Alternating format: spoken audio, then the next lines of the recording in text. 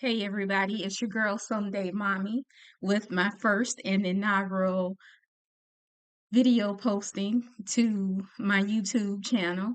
So I want to play this video which shows why I'm making this YouTube channel and calling it Someday Mommy. Those of you who know, this is Joy Reid, and Joy Reid is going to be interviewing, as it says, Representative Byron Donalds. So I just want to play this video, let it play a little bit out and interject sometimes. And this really explains the heart of Someday Mommy and why I'm making this YouTube channel. So let's get into it. Congressman Byron Donalds have been condemned by House Minority Leader Hakeem Jeffries, the Congressional Black Caucus, the chairman of the Democratic National Committee, Jamie Harrison, and the president of the NAACP, Derek Johnson, just to name a few. In those comments at an event designed to help Republican outreach to Black voters in Philadelphia earlier this week, Congressman Donalds made what certainly seemed like positive comments about the Jim Crow. I'm going to interject right here. Congressman Donalds did make positive comments, but the focus was redirecting things. So let's get into it. Era, and he claims his critics are missing the context of what he said. So here's the context. I grew up with my mom. My dad and my mom, things didn't work out. As an adult, I look at my father and I say, bro, I don't know what happened, but you my father and I love you. Wow. I don't know what happened. I wasn't there. Wow. But I'm going to tell you this.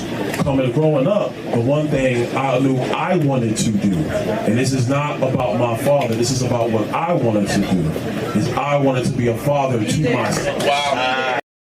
So here we have Representative Byron Donalds making reconciliation with his father. His father was not in his life for a portion of time, but he is reconciling with his father because he wants to be a good father to his sons, and he wants to be a good role model to his sons. So this is a Black man trying to make reconciliation with his father, another Black man, so he can raise his sons who are also Black men.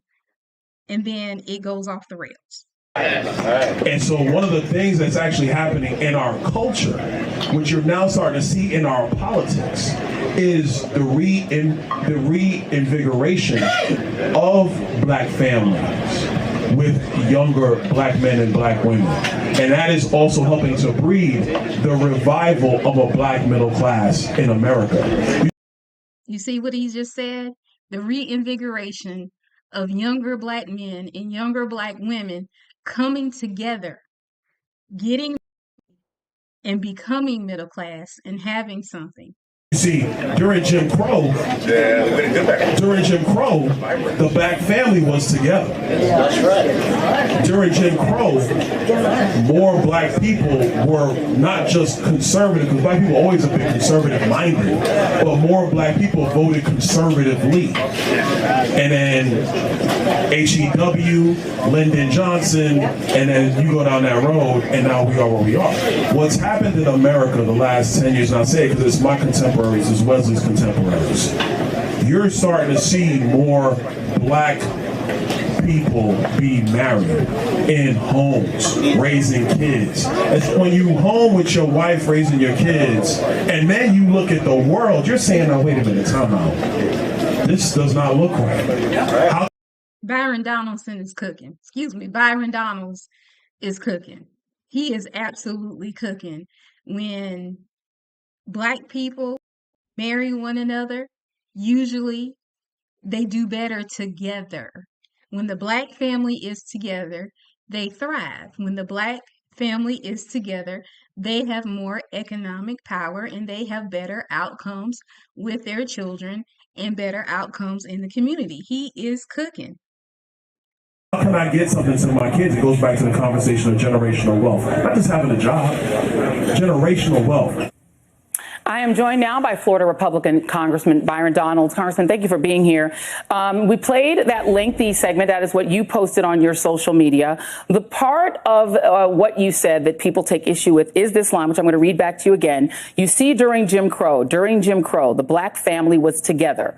During Jim Crow, more black people were not just conservative. Black people have always been conservative minded, but black people voted conservatively. But it is that during Jim Crow, the black family was together. That's what people have taken issue with. What are they missing? Frankly, what's really happened is that you have, Democrats and you have the Biden campaign, and some of the media want to twist my words for political purposes.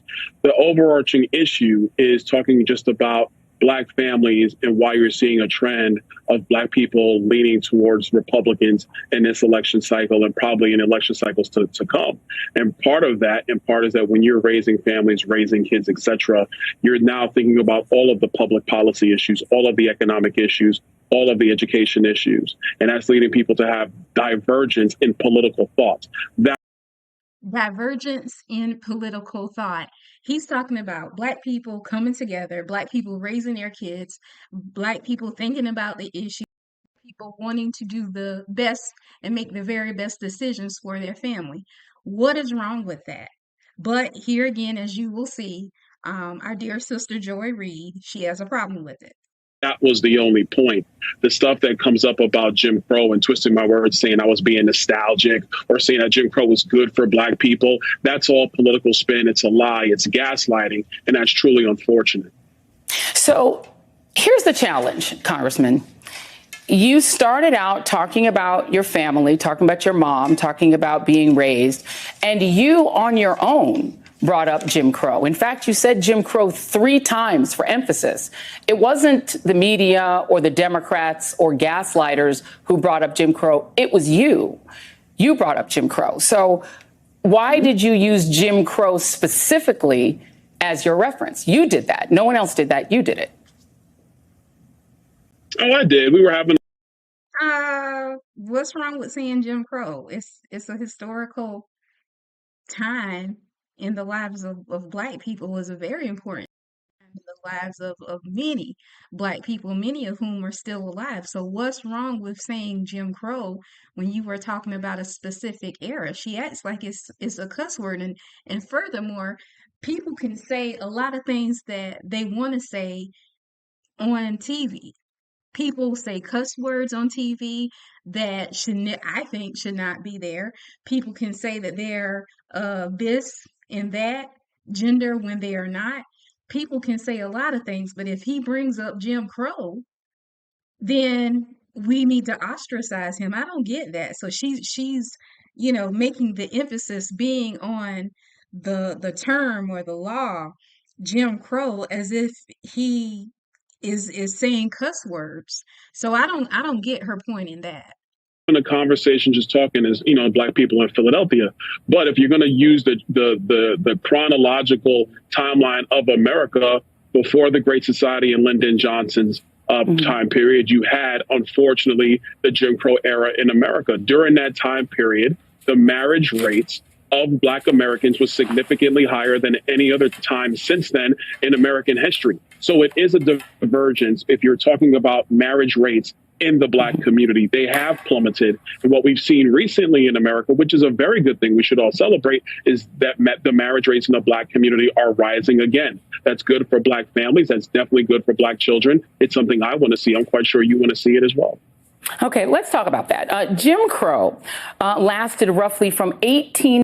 She totally just blew over everything he said. She just totally blew over what he said. She did not want to hear anything about the success of black people right now. She just totally bypassed everything that he said. She is from the black community. I think she says that she's Caribbean or whatever the case may be, but she is from the African diaspora, and he's talking about other people from the African diaspora in a positive light. We're not seeing the disparities that we used to see as far as marriage goes, because the marriage rates are getting higher amongst younger Black people. Younger Black people are having children and raising them in a mother and father parent based home.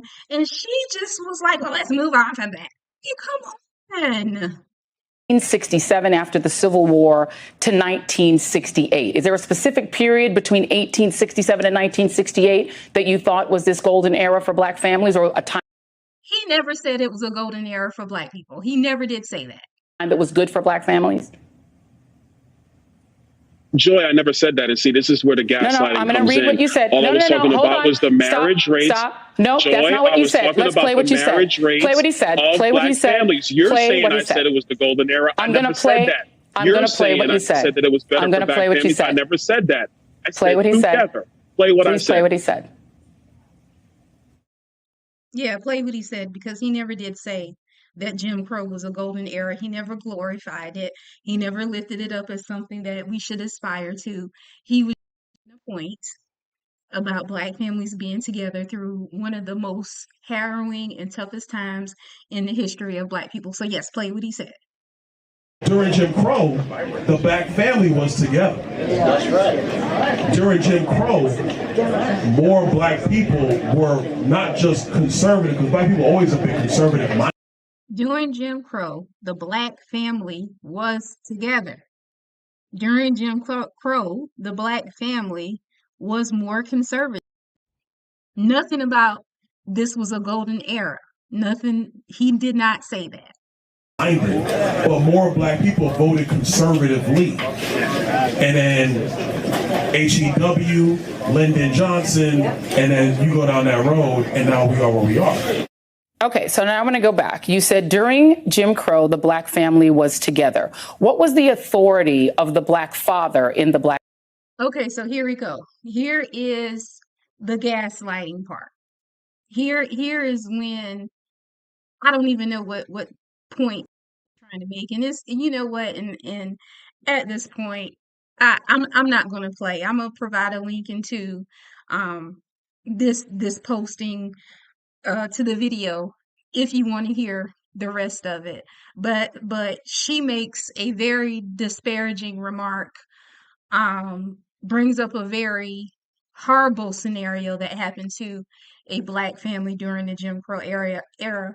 So I'm not going to really play that. I'm gonna stop it right here, because I do not want to make terribly long postings.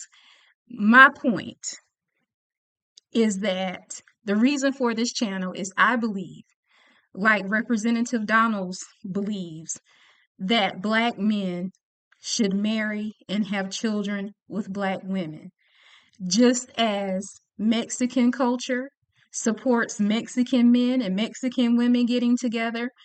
Hindu culture supports Hindu men marrying Hindu women, and they raise a Hindu family together, just like the Italian culture.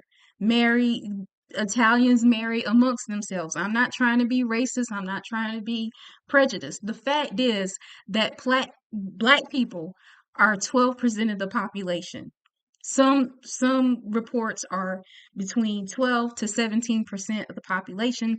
That's not even a fourth of the United States population. That is a problem. 62% of Black women will never get married.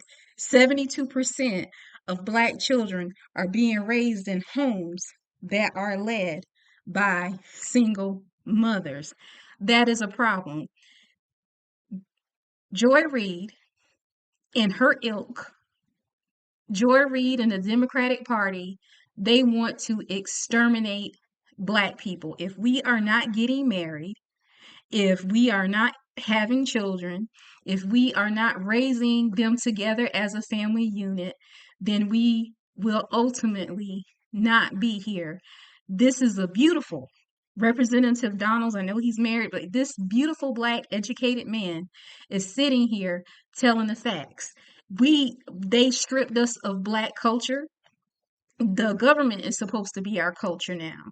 We used to have Black culture, but since we can't marry amongst one another, we can't have culture. We can't have our culture if we can't look back to our ancestors and see what they did in order to stay together through the most harrowing and difficult times in history. They don't want Representative Donald's message of Black men marrying Black women and having beautiful, Black, healthy, strong children to get out. They don't want the Black family to be strong. And when I say they, I mean the Democratic Party, which pushes reproductive rights, which we know means the unaliving of children in a womb.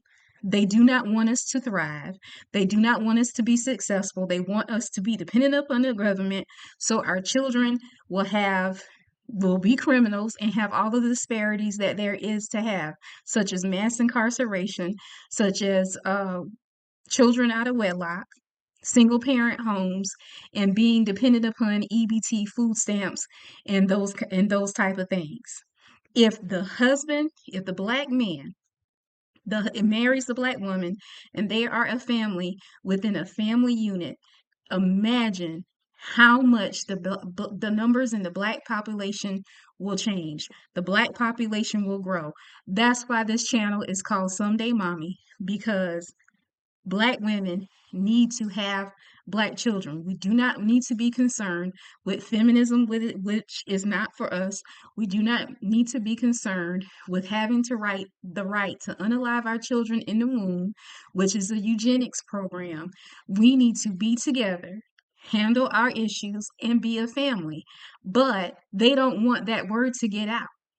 Because if it does get out, people look back in history and see how grandma and great grandpa made it through and still became a family, then the Black population will rise.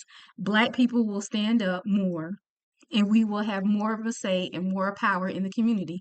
They don't want that. They want to exterminate us. They've been trying to exterminate us for years. And now that we're down to 17%, they think that they got us, but we can't let them win.